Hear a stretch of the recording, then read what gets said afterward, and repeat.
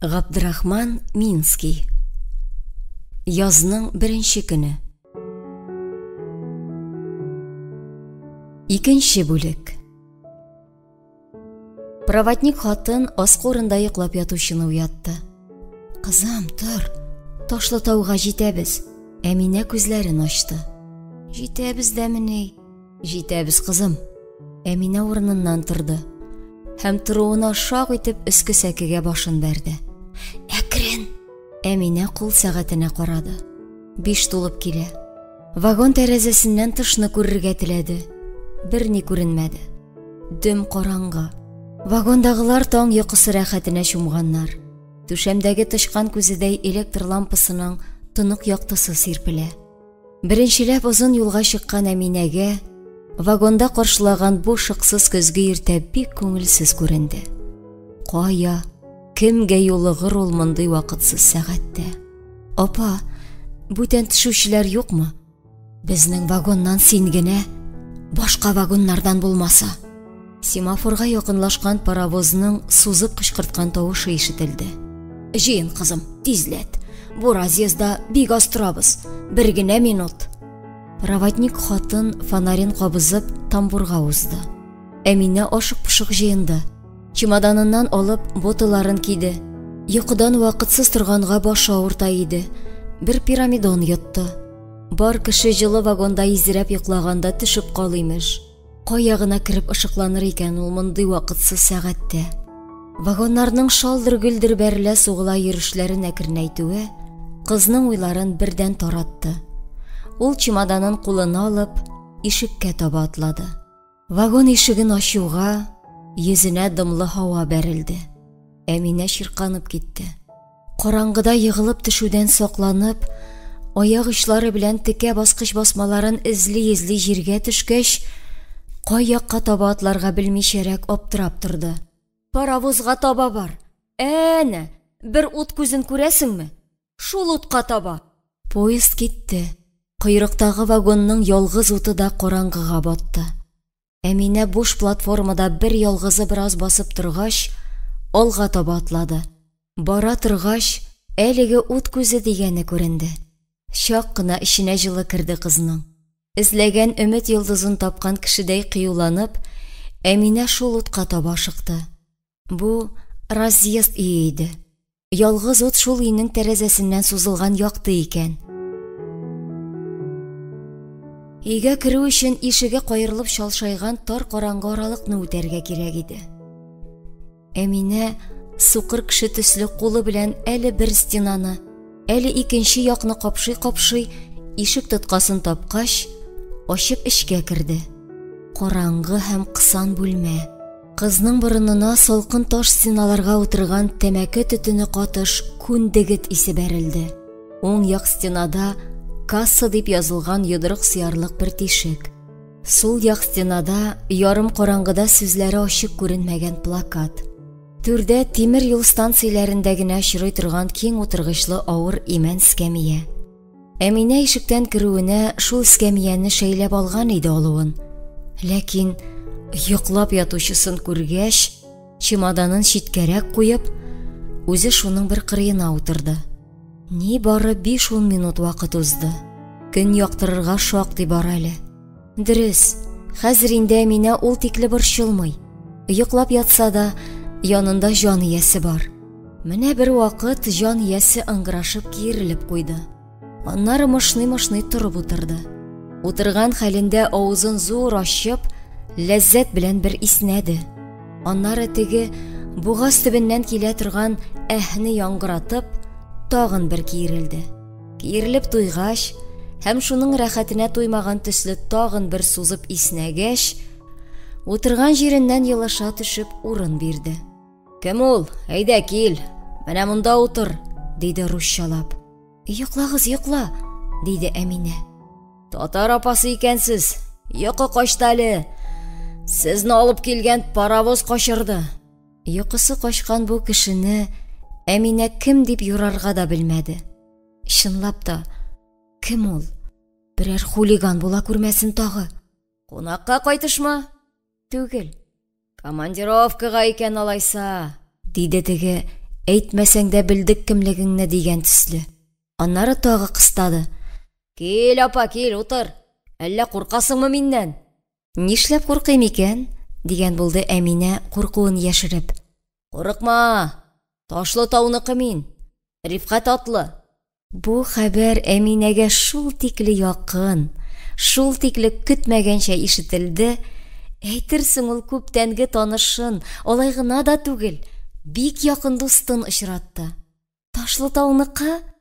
Ник бик исегез китте әле? Әминә куанычын яшерә алмады. Мин дә Ташлытауга барам бит.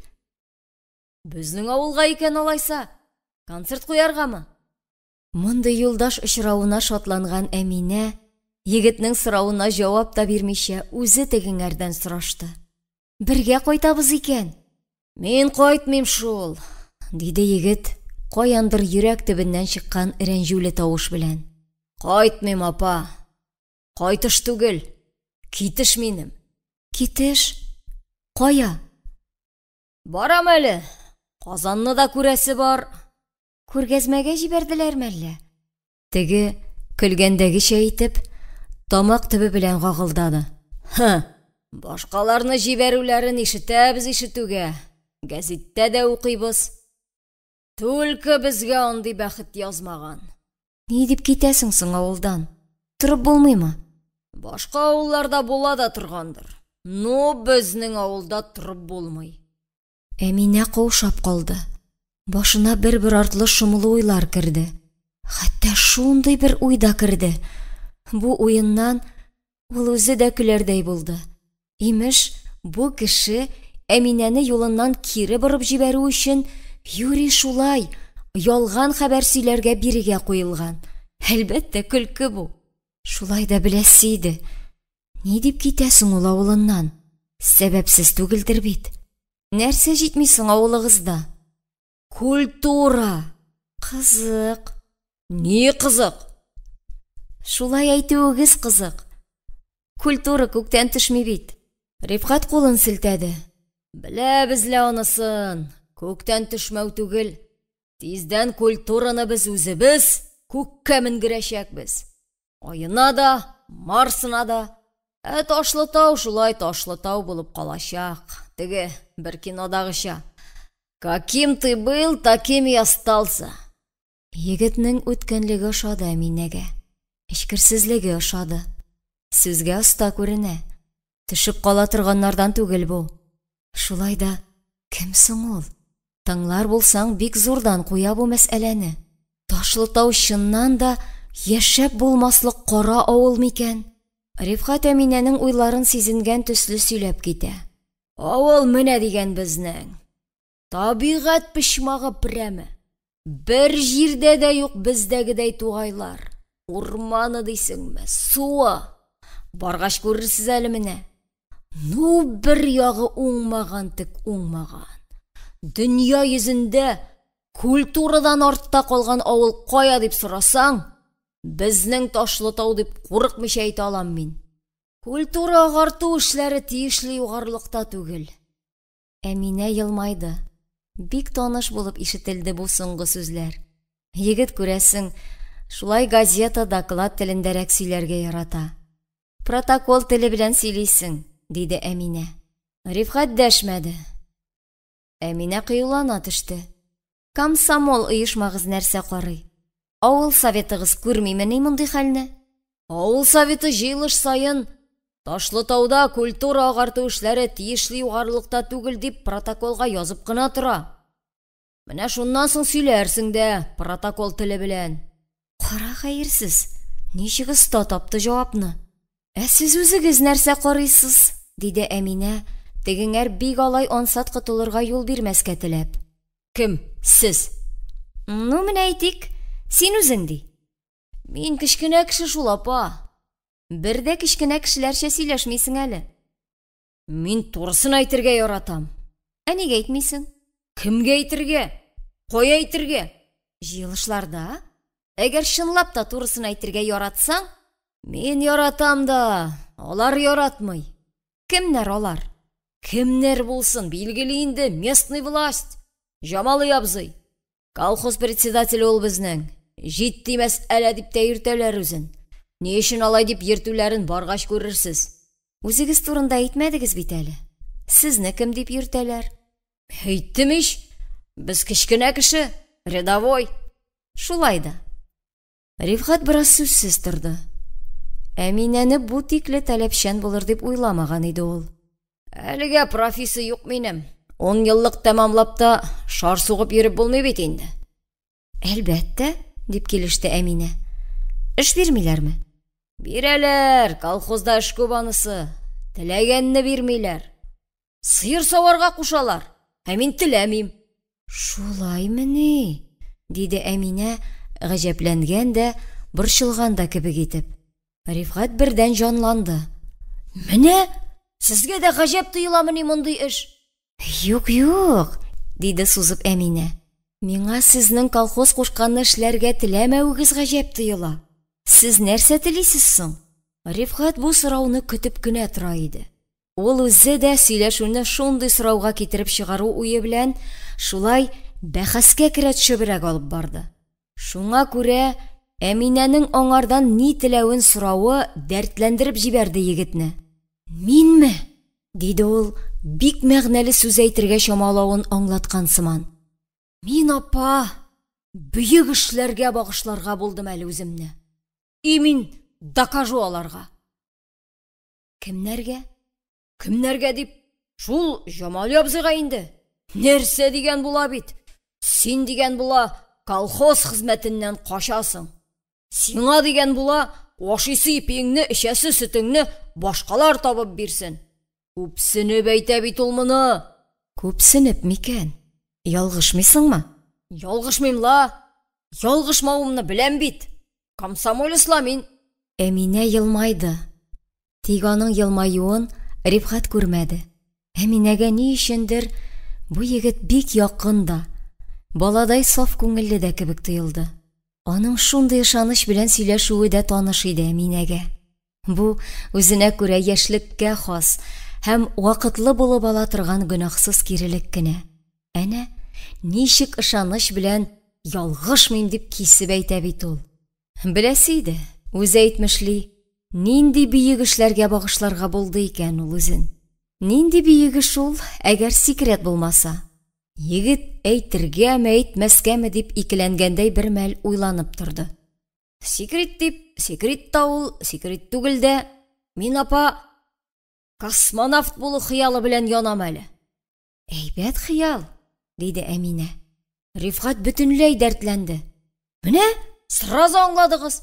Культурный шул сез. Җамал агайга әйттең ни, әйтмәдең ни аңа? Айда ни калган сиңа дигән була. Җирдәге эшеңне күримеш. Мин әйтәм тегеңәр, син дим, научный эшләрне белеп җиткермисең дим. Калайса мин әйтәм, синеңчә исәпләсәк, академия наукада айда бер ни калмаган булып чыга. Нәрсә ди? Нәрсә дисен? Гел үзенекен сукалый. Син академия наук түгел, сиңа җирдә дә эш бетмәгән имеш. Җирдә хут юк миңа. Ну бит әле айга кешеләр җибәрелми.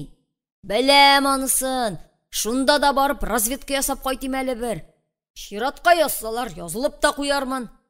Беренче партиягә ләгәсе иде. Мишта бу минем.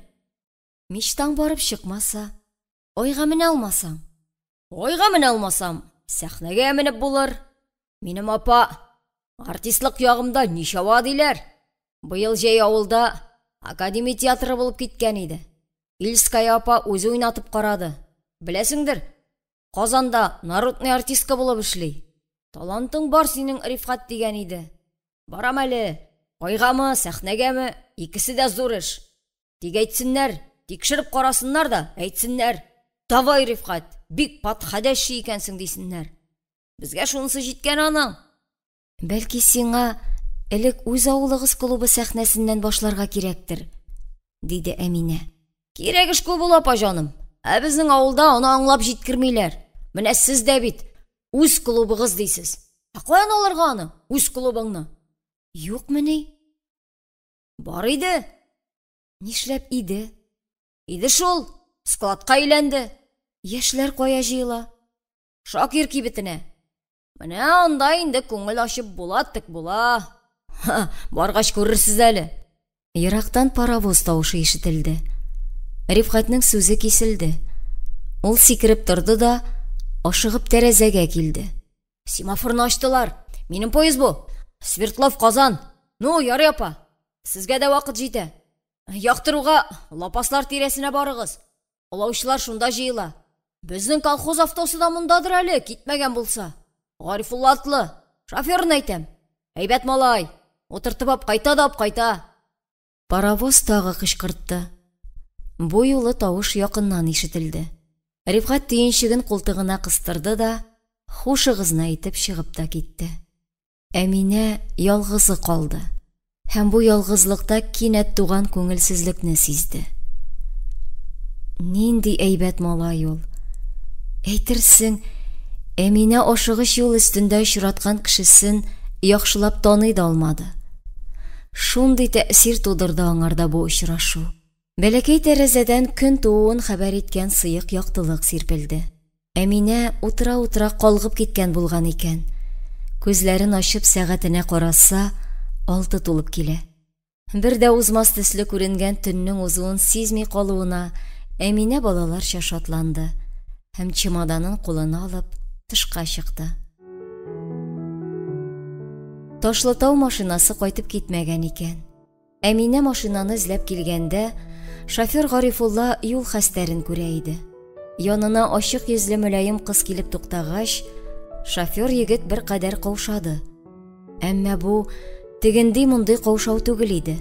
Бу бер яшь йөрәкнең икенче яшь йөрәкне очратканда була торган, җиңелчә баш әйләнүгә охшаш күңелле һәм рәхәт бер онытылугына иде.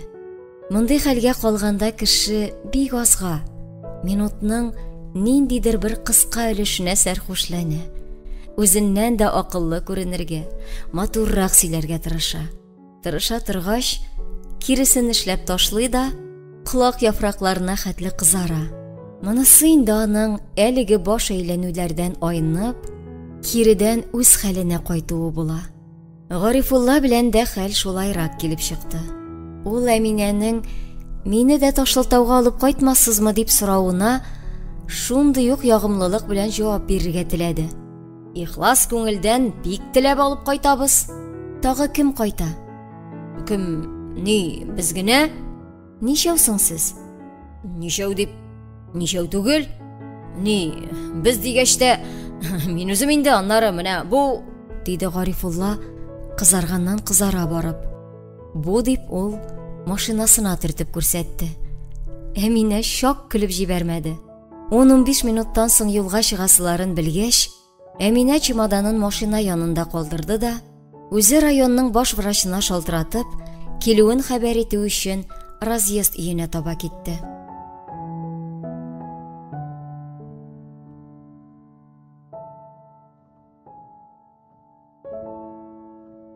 Кыз киткәч, Гарифулланың хәрәкәтләре бердән үзгәрде. Ул тиз генә утыргычын күтәреп, теш порошогы белән чүпрәк алды да, кабина тәрәзәсен ялтыратты. Аяк астындагы палас кисәгенең тузанын какты. Кабина эче җыйнакланып, яктырып китте. Машина белән эшне бетергәч, тиз генә куйыдан бер чиләк су тартты да, лапас артына китеп, сабын күпертә-күпертә башын битен юды. Аннары кабина янтыгындагы түгәрәк көзгедә өс башын карап, чәчен тарап, ландыш исле майын да сөрткәч, егетнең үзенә дә ям керде. Кем булды икән бу кыз? Әй матур. Ни өчен бара ул Ташлытауга? Шофер егет кызның чемоданын машинага җайлап куйгач, һәм тагы бер кат көзгедән башын битен карап, үз кыяфәтеннән үзе дә риза булгач, юл кайтканда сөйләр өчен матур сүзләр уйлый башлады. Әмма юл Гарифулла көткәнчә килеп чыкмады. Машина кузгалып китүгә, җылы кабинада тирбәлеп бара торгач, Әминәне йокы басты. Ничаклы йокламаска тырышып караса да, йокы үзенекен итте. Бер калгып, бер уянып бара торгач, йокыдан авырайган башын күтәрә алмыйча бер якка салындырды да, йоклап та китте.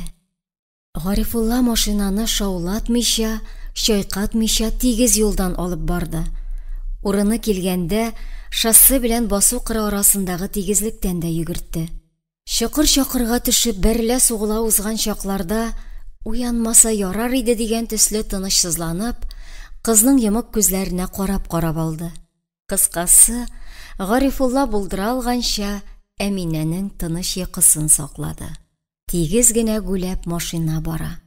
Ерак-еракларга җәелеп, бушап калган көзге кар ята. Ерак-еракта, таулар урманнар аръягында яктыра барган офыкны алсу нурга ялкындырып көн кабына. Кабынып туган көннең балкышы тау сыртларына, урман эсләренә җәелгәннән җәелеп, җир йөзен алсуга мана.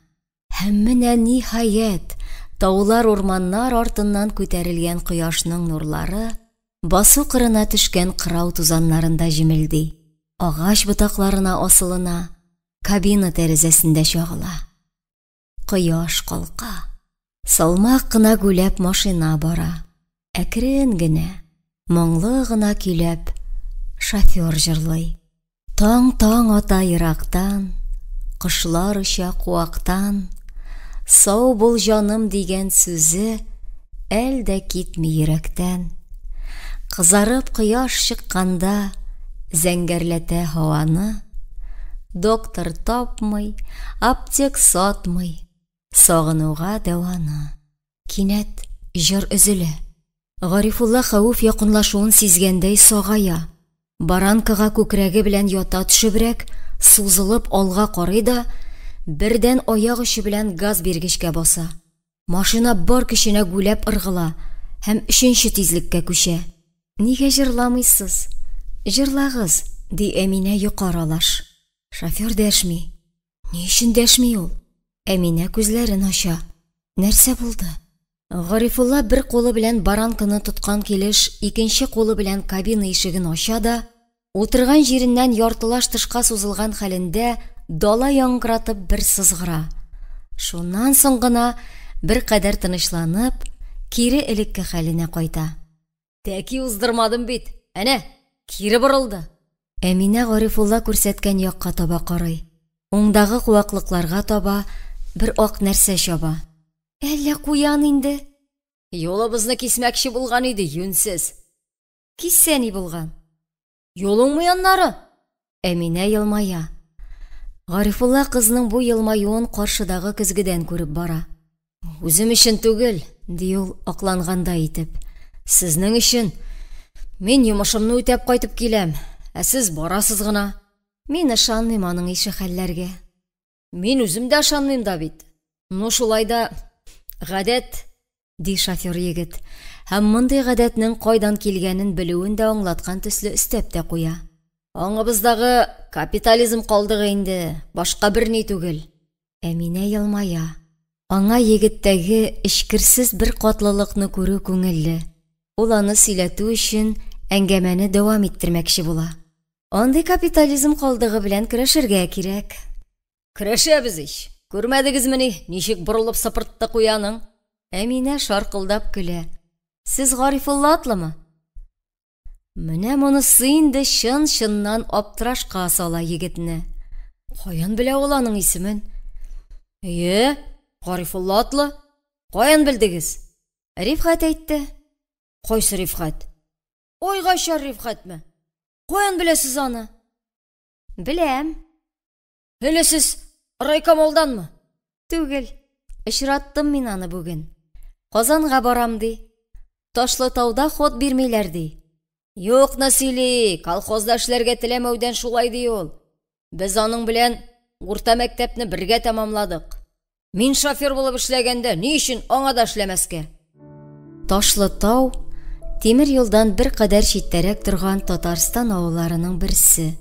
Ул тугандаш ике республика, Татарстан белән Башкортстан чиге буйлап аккан Сөн елгасы буена урнашкан. Разъезддан Ташлытауга бару өчен юлда берничә авылны узасың. Әгәр юлдагы авылларда озын-озак туктап, тамак ялгап вакыт уздырмасаң, Ташлытауга бу як теле белән әйткәндә бер яктыда җитеп була. Ләкин Гарифулла доктор кызны бик алай интектерергә теләмәде. Аннары ул чаклы ашыгуның кирәге дә юк иде. Алар юл өстендәге авылларда туктый кайттылар. Туктаган сайын Гарифулла машина караштыргалаган арада Әминә авыл кибетләренә кереп чыкты. Аннары алар Кайсар дигән зур гына бер авылга җитеп туктадылар. Гарифулла машинаны столовый алдына тезелгән машиналар рәтенә куйгач, тамак ялгап алу өчен ашханәгә керделәр. Керүгә шактый тәртипсезлек күзгә бәрелде. Өстәлләрдә җыелмый яткан савыт саба, кул югыш кырыендагы бер генә дә коры җире калмаган һәм ярыйсы карала башлаган сөлге. Ләкин узак та узмады. Кухня ягыннан 2-3 хатын чыгып, бик тиз тәртип урнаштырдылар. Өстәл өсләре ялтырады, сөлге алыштырылды. Моның өчен әллә ни мәшәкать кирәкмәде. Бары тик Гарифулланың кассир хатынга «Врач алып килдем үзегезгә» дип пышылдавы җитә калды. Ашап эчкәч, юлчыларыбызга хәл кирип китте. «Хәзер инде тура авылга», диде Гарифулла. Әминәнең Ташлытауга доктор булып баруын белгән Гарифулла мондый кадерле кешене башта кунак итеп үзләренә төшерергә булды. Кич җитеп караңгы куера башлаганга, Әминә үзе дә Гарифулланың тәкъдимен кире какмады. Авыл күренде. Машина басу капкасын узып 1 ярты километр киткәч, урам башындагы шыңгырдап торган өйләрнең берсе алдына җитеп туктады. Әминә кабинадан төшкәнче, Гарифулла ялт өйгә кереп китте. Шундый ук тизлектә атылып та чыкты. Аңа ияреп олы яшьтәге бер хатын һәм яшүсмер кыз күренде. Олы яшьтәгесе Гарифулланың әнисе Гайникамал апа, яшүсмере сеңлесе Фәния иде. «Әйдүк кызым, хуш килдең», диде Гайникамал апа көйли төшеп. Кунакчыл апаның якты чырае Әминәнең күңелен күтәреп җибәрде. Үз әнисен күргән төсле шатланды ул. Кунакны өйгә алып керделәр. Бусагадан атлап керүгә, борынга авыр ис бәрелде. Әминә күз кырыйлары белән тәрәзәләргә карады. Берсендә дә форточка юк иде. Һавасы шәптән булмаса да, җыйнаклыгы өндәп торган якты һәм коры өй иде бу. Идәненә палас җәелгән. Мише аппак итеп акшарланган. Шәшәкле гөлле ситсы пәрдәләр, чаршаулар. Миш кырыеннан ишеккә тикле ак чаршау кырылган. Түрдә кызлар кулы белән җыелган өстәл. Өстәлнең бер ягында әйбәт радио алгыч. Сул як стена буенда башы никелле һәм бу өй өчен бер кадәр зур карават. Шул караватта шишен мишәгенә тире тун ябынып бер абзый кышыңгырашып ята. Өйнең һавасын бозган әлеге әчкелтем ис шушы тире туннан булса кирәк. «Авырыйсызмы әллә?» дип сорады Әминә ыңгырашучы абзыйдан. Җавапны Гарифулла бирде. «Минем әти була инде, кулы җыя». «Берни дә эшли алмый бит апаем», диде Гайникамал апа. «Төн йокысыз сызланып чыга». «Урын бирегез кешегә», диде ыңгырашучы тегеләрне бүлеп. «Арыгандыр юлдан». «Арымадым», диде Әминә чыннан да арымаган булып күренергә теләп. «Көн буе утырып кайттык. Кая? Күрсәтегез әле кулыгызны». Гайникамал апа иренең тастымал өстеннән шәл ураган кулын сүтте. Иң соңгы сүтеп алганы маймы, дегетме, ниндидер бер сыйыкча сылаган һәм төсе танымаслык булган. Шуның өстенә тагы исләнә дә төшкән марлега охшаш бер чүпрәк иде. Күмер яндыручыларныкы төсле кайышланып каткан кулның баш бармагы тырнак төбеннән иренләп шешкән. Әминә институтта тыңлаган лекцияләрендә, укыган китапларында Панарицийның җан өзгеч газаплы шиш булуын белсә дә, әмма моның ише азып киткән рәвешен күргәне юк иде әле. Ул сумкасыннан пинцет чыгарып одеколон белән сөрткәләгәч тә, шиш өстенә капланган тире кисәгедә юеш әйберне алды. Әйбер исләнгән иде. Нәрсә бу? Каз бүтәкәсе. Узган кеше атнаны япкан иек, диде Гайникамал апа. Моны япкач нәрсә була? Гыйсми карчыгы кушкач япкан идек инде. Кем соң ул? Кем дип? Гайникамал апа бер мәлгә сүзсез калды. Барыннан да алга чыгып карап торган Фәния әнисенең сүзсез калуыннан файдаланып, "Доктор" диде дә, пырхылдап көлеп тә җибәрде. Аңа акаеп карадылар. Әминә кызчыкның пырхылдавыннан бер нәрсә аңламагач, мич буенда басып торган Гарифуллага карады. Гарифулла гаепле кешедәй каш кабагын җыерып, әнисенә ымлап күрсәтте. "Әнә, безнең әни табып китерә инде шуның ише Гыйсми карчыкларын. Медпунктка барсын дип ничә әйттем, килешмәде. Сестра ни белә имеш. Шишмәле больницасына илтеп килим дидем. Бүлнистә кисәләр бит аның кулын", дип бүлде улын Гайникамал апа. Гарифулла әлегедән битәр ярсыды. "Ки, бармак җыйган сайын кул киссәләр. Спорлашмагыз сана, сезгә ансат ул, авырып күрмәгәч", диде Зарифулла агай. Бәхәс шуның белән киселде. Әминә су җылытырга кушты. Самавар куеп җибәрделәр. Гарифулланың РТСта эшләре бетмәгән, станциyaдан туры шунда кайтырга тиеш булган икән. Шәй фәлән дип кыстауга да карамастан, машинасына утырып, авылдан 3 километрдагы Каенлы түбәлегендә урнашкан РТСка китте. Зарифулла агай өендә Әминәнең килүенә куанып туя алмаган җан иясе Фәния булды. Әминә үзенең ягымлылыгы, шул ук вакытта гаҗәеп бер самимилеге белән бу яшүсмер кызны үзенә каратып өлгергән иде инде. Дөрес, Фәния абыйсы өйгә чабып кереп, "Докторап кайттым, каланыкы" дип хәбәр иткәч, бер кадәр югала да төшкән иде. Ничә әйтсәң дә, кала докторы белән күрешүләр, сөйләшүләр бик алай ансат түгелдер дип уйлаган иде ул. Ә инде ишектән гөл кебек ачык чырайын балкытып, үз кешеләрчә сөйләшә килеп керүчене күргәч, җитмәсә, Фәнияне башлап үзе кочып алып, нинди әйбәт кыз үстерәсез икән дип мактап та куйгач, Фәния дә ачылып, үзләшеп китте. Шулай итеп, бу ике кыз яшьләре ягыннан аерма шактый булуына да карамастан, шул ук көнне, беренче күрешү сәгатьләрендә үк ияләшеп тә өлгерделәр. Мондый ияләшү төбендә ике кызның минут сайын үсә барган дуслык хисләре ятты. Ә инде Фәниянең ике сүзнең берендә "Доктор апа" дип эндәшүе Әминәнең күңелендә үстерде.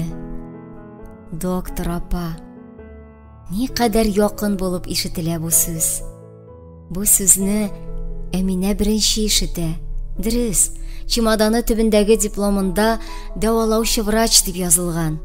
Шуны раслап кул куелган, печать басылган.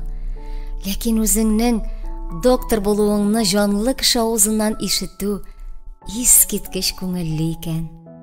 Өстәлгә ашъяулык җәелде, сөт, май, күмәч куелды.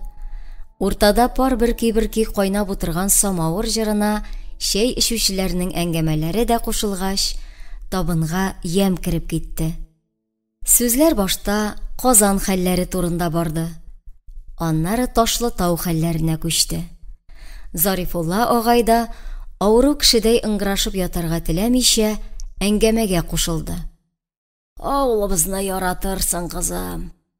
Җәй айлары бездә сөйләп бетергесез. Сөн буе үзене тора. Болыннар, күлләр, җиләк җимеш. Җәннәт инде. Домоттахың бер читтә торсын." Әтисенең мондый чагыштыруыннан Фәния пырхылдап көлде. Фәниягә ярып, Гайникамал апа да җиңүчләре белән авызын каплап елмайды. Елмаючларга Әминә дә кушылды. "Бик алай мактагач китәсе килми башлар аннары. Безнең Зарифуллага аңа дөнья йөзендә Ташлытаудан да әйбәт җир юк", диде Гайникамал апа.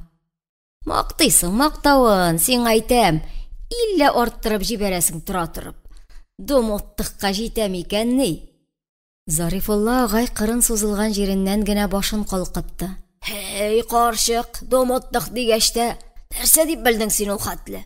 Ашыйлар да, йоклыйлар, җырлыйлар да, бийләр. Шул да булдымы ни отдых? Һәллә инде син мине домоттыкларны күрмәгән кеше дип белдеңме?" "Үз авылыбызны үзебез мактамыйк. Доктор апа мактасын", диде Фәния. Барысы да бу тәкъдимне хуплагач, Ташлытау әйбәтме, Домодды хайбәтме темасына куера язган бәхәсне үзәргә булдылар. Стенадағы сәгать алтыны суқты. Фәния нәрсәнедер исенә төшергән төсле җәһәт урыныннан торды. Ул авыл яшьләре оештырган үзешчән драма түгәрәге члены икән. Спектакль куярга сайлаган пьесаны көндә җыелышып укыйлар икән. Бүген дә шундый читке икән. Фәния доктор апасында чакырырга уйлаган иде уйлавын, әмма мондый эшнең доктор кешеләргә килешеп бетү-бетмәвенә шикләнеп, уеннан кире кайтты. Аннары Әминәнең үз эше дә бар иде. Ул менә хәзер чәй урынын җыештыруга, самавырда калган судан Зарифулла агайның кулына җылымса ванна ясарга тиеш иде. Өй өчен әңгер-мәңгер басты. Җылы ванна рәхәтеннән иркен сулыш алган Зарифулла агай Әминәгә мең рәхмәтләр әйтә торгач, йокыга китүен сизми дә калды. Картның йокысын бозмас өчен өйдәгеләр ишек алдына чыктылар. Әминә дә бик тансыгыш тапкан төсле козлар ашатучы Гайникамал апа тирәсендә чуалды. Янында шундый уңган булган кызны күрү, буй җиткән егет анасына сөйләп бетергесез җан рәхәте иде. Ах, гел шулай яныңда гына, кул астыңда гына, әнкәй дә әнкәй дип киленең бөтерелеп ирсәче. Гайникамал апа шуларны уйлый да, үз уйларыннан үзе елмая. Бу кала кызының хыял күгендәге килен йолдызын кабындыруга сәбәпче генә булуын күреп елмая. Югыйсә, шундый укымышлы кызның шофер улына пар булмау гына түгел, хәтта якын да килмәвен аңламаслык аңсыз түгел ләбаса ул. Хәер, дөньяныкын белмәссең. Ни булса да, җиңел аяклы була күрсен иде бу кыз. Шундый уңган үзе. Кара эш дип хезмәттән кача торганга охшамый бердә. Күрсин аны, эш җаен белә. Авылда үскән диярсең. Уйлый да, аннары уйларын башыннан куа. Гайникамал апа ул бер дә алай килде китте нәрсәләр турында уйларга яратмый. Шуннан соң кызга назлабрак сүз ката. Кызым, авыл җирендә йорт мәшәкате бетмәс ул. Туфлиләреңне дә пишираткансың әнә. Библиотека якларын күреп кайтыр идең бер. Кичләрен яшьләр шунда җыела безнең. Чынлап та, Гайникамал апа киңәше буенча, Әминә пальтосын киеп урамга чыга. Әгәр очрата алса, комсомол секретарен күреп учетка керү турында да сөйләшер. Бу кичке сәгатьләрдә Ташлытау аеруча матур. Әнә, зәңгәрләнеп ачылган аяз күк гөмбәзендә ерак йолдызлар җимелди. Авыл артындагы түбәлектә РТС утлары балкый. Һавада кичке учакларның тизәк төтене катыш сөт исе аңкый. Кайдадыр гармон уйныйлар. Әминә капка алдына чыгуына бу кичке күренешне күзәтеп бер кадәр басып торды. Аннары аргычка таба китте. Озак та үтмәде, җил капканы ачып чыккан кызчыкка тап килде. Ят апаны күргән кызчык авыл халкының олысы кешесенә хас булган әйбәт гадәтчә исәнмесезне әйтеп күреште. Исәнме үскәнем, кая барасың болай? Кибеткә. Әминә станциядә Рифхат сөйләгән Шакир кибетен хәтерләп алды. Клубыгыз кай тирәдәрәк? Клубыбыз йозакта. Ник? Белмим тагы, диде кыз. Бу турыда озын-озак сөйләп торуның файдасыз эш икәнен аңлаткан төсле. Аннары үзе сорады. Апа, әллә сез филармониядәнме? Филармониядән да киләләрмени? Узган ел килгән иделәр дә, уйнамыйча киттеләр. Нишләп? Белмим тагы. Җитди мәсьәлә абый акча түләмәскә булган ди. Шундый абый да бармыни? Колхоз председателебез. Кибеткә ни өчен барасың соң? Әти йомышы белән лә. Кызчыкның тавышында эчке ризасызлык ишетелде. Шулай сөйләшә-сөйләшә алар кибеткә килеп җиттеләр. Әминә дә бер уңайда кызчыкка ияреп эшкә керде.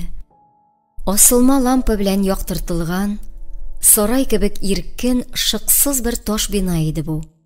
Түр стенадагы шүрлекләр сыгылырлык булып товар белән тулган. Ниләр генә юк. Өс киемнәре дисеңме? Җиңле-җиңсез ефәк күлмәкләр, хатын-кыз, бала-чага әйберләре, йорт кирәк-яраклары, савыт-саба, капроны йоклар, резин бутыйлар, әкәмәт шешәләрдә исле майлар, озак ятудан кибеп корып беткән камыт, дилбегә, эшлияләр, кайчандыр баллы булып та, хәзер инде корып каткан прәнникләр, шуның янәшәсендә ящиге белән кер сабыны, аның янәшәсендә селедка мичкәсе, тагы арырак чуен чүлмәк, таба чиләк, тегү машинасы, көрәк саплары, велосипед, мотоцикл һәм башкалар. Кызлар килеп кергәндә, кибетнең түр почмагында ящиклардан җайланган өстәлдә 4 егет салып утыра иде. Берсе ком ящиге кырыена утырган да, тегеләрнең гәпләрен тыңлый-тыңлый тәмәке пыскыта. Кызчыкның Шакир абый дип дәшүенә кибетче өстәл яныннан торып, бу якка узды. Кызчык аңа сер әйткән төсле пышылдап учындагы акчасын сузды. Кибетче астан иелеп яртыны чыгарды да кызчыкка бирде. Һәм нәкъ шул чакта Әминәне күрде. Сезгә нәрсә кирәк, апайым? Әминә, яңа китаплар бармы? Дип сорады. Ярый суык башына йөгергән кибетче нинди җавап бирергә дә белмичәрәк торды. Биредә кибет бит, апайым, библиотека түгел. Кибетме, әллә ресторанмы? Диде Әминә, теге дүртәүнең бакчасына таш атып. Кибетче Шакир гаебе ачылган кешедәй кызарды. Ләкин югала торганнардан түгел иде. Җавабын да тапты. Ресторан түгел лә инде. Сез бигрәк тагы. Какой ресторан? Шәйние дә юк бит әле аның. Ничава, без гаеб итә торганнардан түгел. Кай җире рестораннан ким моның?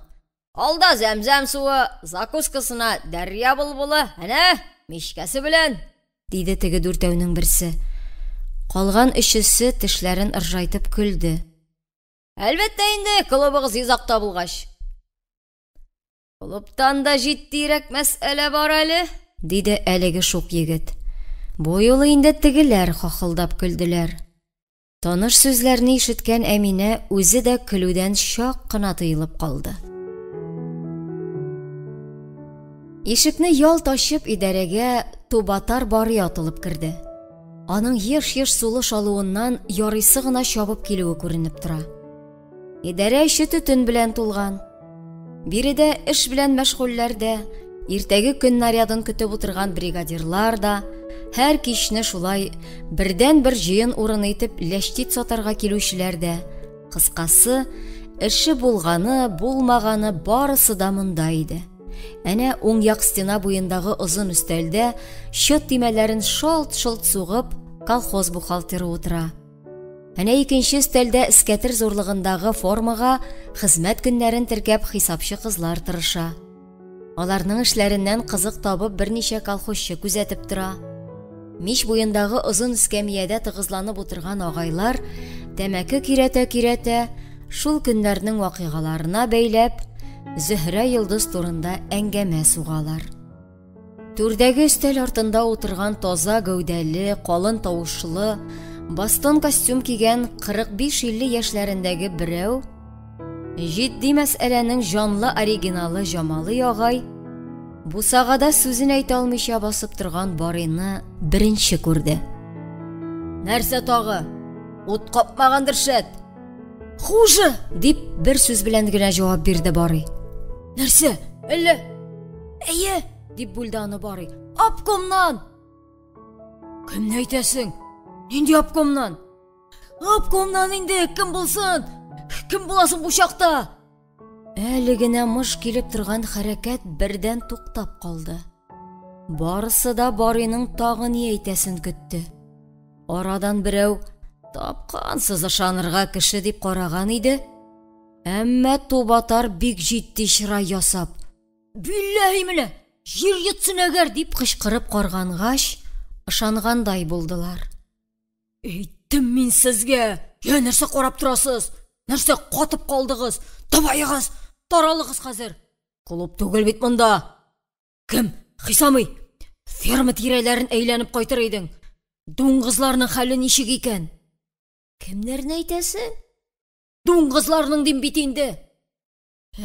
Мин тагы эрләп әйтүең микән дип торам. Барый тагы телгә килде. "Ай, хәтерләмәстә күренәм алай. Шулай Шакир кибетендә ни дип утыра идек, килеп кермәсенме бу? Сразу эләктереп алды Шакирны. Как так дигән була. Кыстырагына. Китаплар таптыра тегеңәрдән. Давай китап, и ничего не знай. Кая күргәнең бар силпада китап сатканны? Әйтәм иш, ут инде менә, ут. Бисабыра диди. Колобыгыз йозакта ди. Гыймади!" дип кычкырды Җамали агай. "Ау!" дип атылып торды Гыймади. "Давай, җый яшьләреңне и марш клубка. Кем? Софа!" Мич буенда утырган йомышчы малай сикереп торды. "Хәтир апаңнарга бар. Җамали абзый әйтте дигән.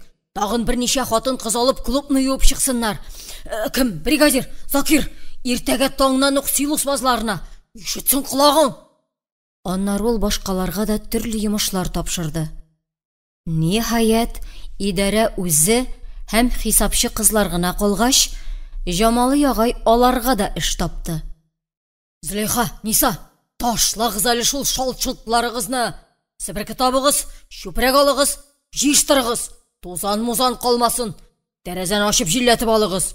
Бу кадәрдә тартырлар икән." Кыскасы, Ташлытауда бу кичне күңелле генә бер ыгы-зыгы кубып алды. Әйтерсең, ниндидер бер көч тыгылып калган инешне ярып җибәрде.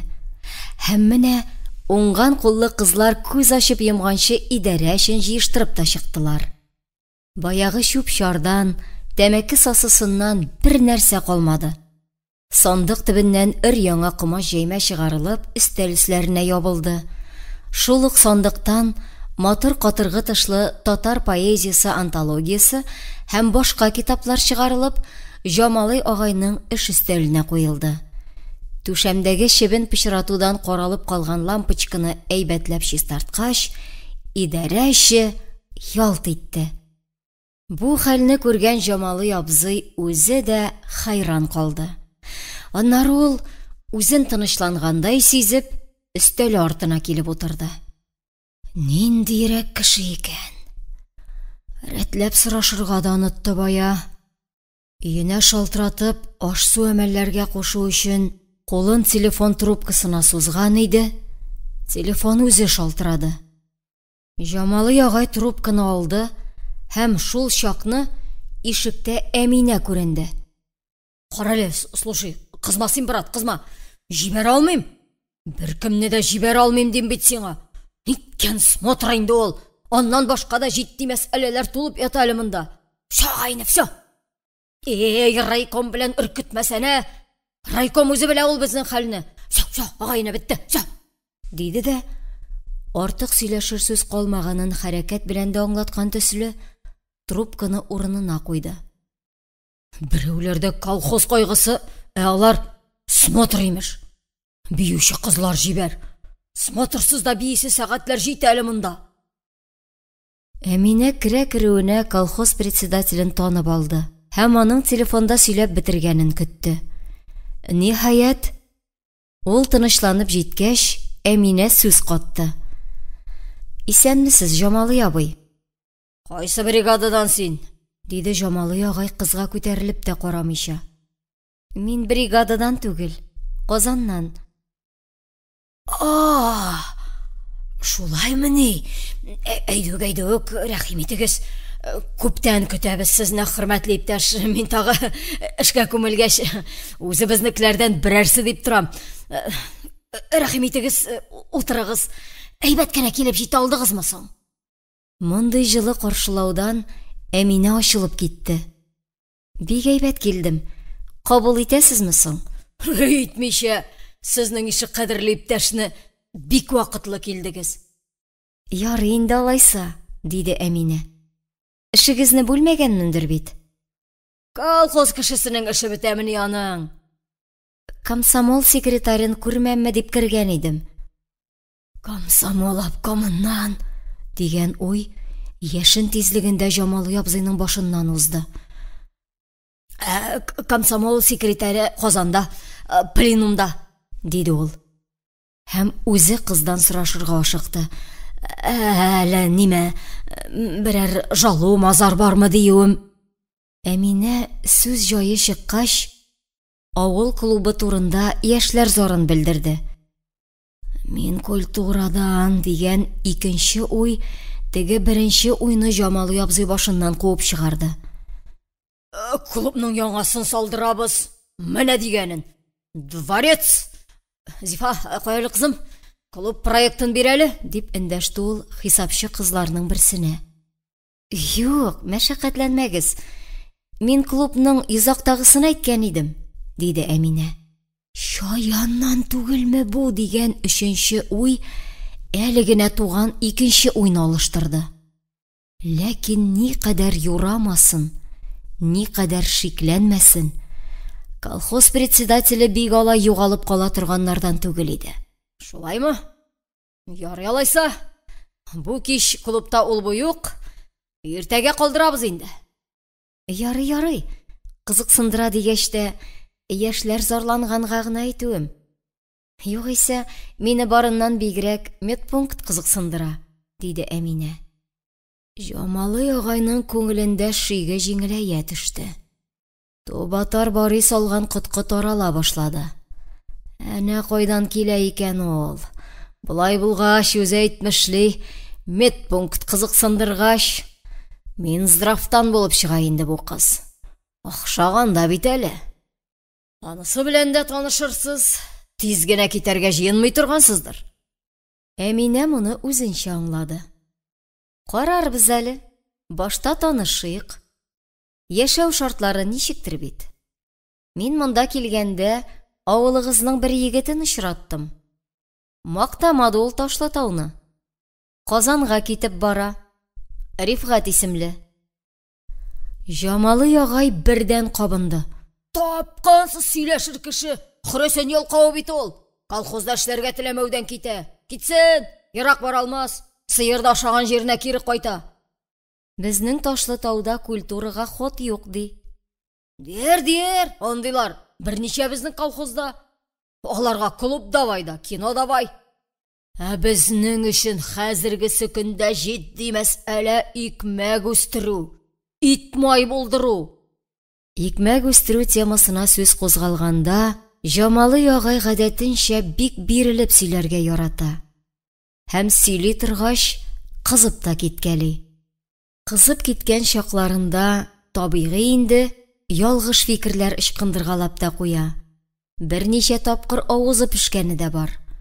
Узган район активы җыелышында аның мондый ялгышын күрсәтеп чыгучылар да булды. Ул үзенең мондый нечкә урынын үзе дә бик яхшы белә.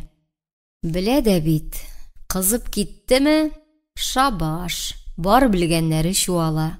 Югыйсә ул бер дә алай культура эшләренә каршы фикерләр сөйләп йөрүче артта калган кеше буласы килми.